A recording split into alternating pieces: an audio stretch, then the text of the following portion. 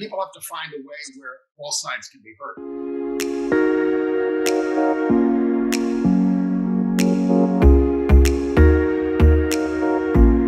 Hi, my name is Maxwell Nospish, Manager of Visitor Experiences here at the First Amendment Museum located in Augusta, Maine. Thank you for joining us again for our one-on-one series. Today, I'm joined by Andy Humm. Andy, I'll give you the opportunity to introduce yourself. Well, I'm almost 68-year-old gay activist, basically. So I've worked in the movement and the movement for other civil rights for all my adult life. I've also been the co-host of the Gay USA national cable television show. So every week for the last 36 years, we've been talking about these kinds of issues all over the world. Why do you think the First Amendment is important? What is its purpose and goal? The First Amendment is just, absolutely key to advancing so many things. If you can't freely speak out about the issues and petition for redress of grievances and those kinds of things, how do you change anything?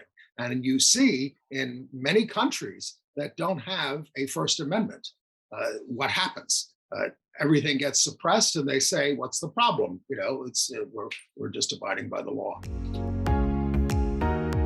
Why is freedom of speech so important? That's how we advance things. Now, people misunderstand it in many ways. It gives you the right to speak out, to say what you believe.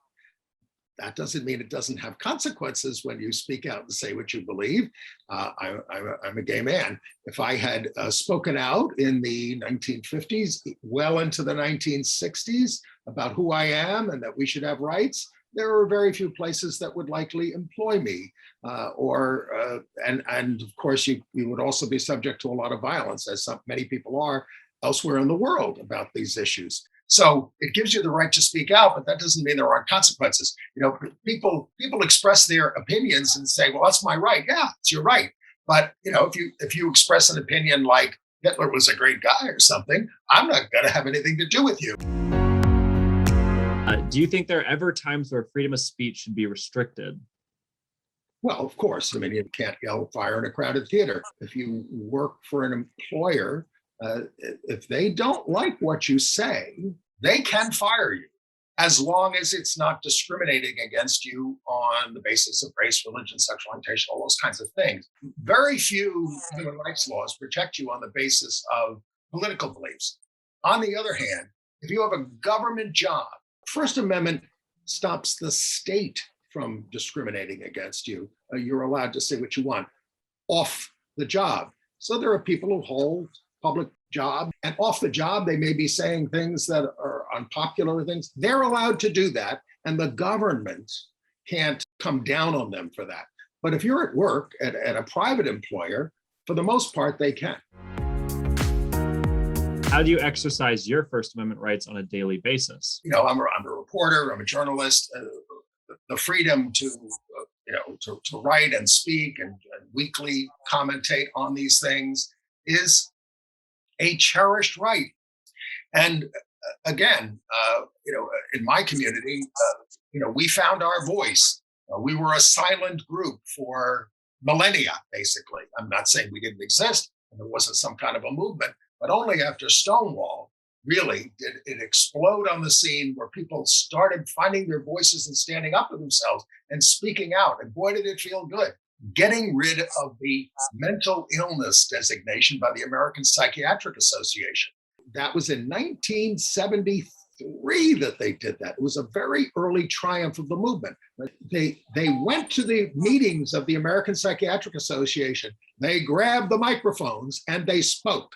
And then eventually they were invited to speak. And these acts of speech, swayed people enough that they changed the designation. They said, "Okay, you're not sick anymore." So that was a tremendous triumph, and they used the First Amendment. Now, this does get into conflict sometimes. Yes. I mean, at one point, are you acting like stormtroopers who are stopping them from speaking? I can remember going to a meeting of anti-gay psychiatrists in 1976, long after they changed the designation. They had a room full of 300 psychiatrists who still felt these people are sick, and then we were not invited to participate. So we went to the meeting, we stood up, and we used our voices.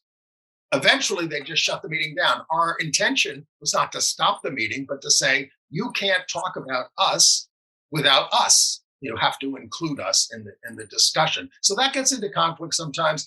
You see meetings where people are shouted down, and that's not good. I mean, people have to find a way where all sides can be heard. Again, thank you so much. Good luck with your work. Good luck to us all.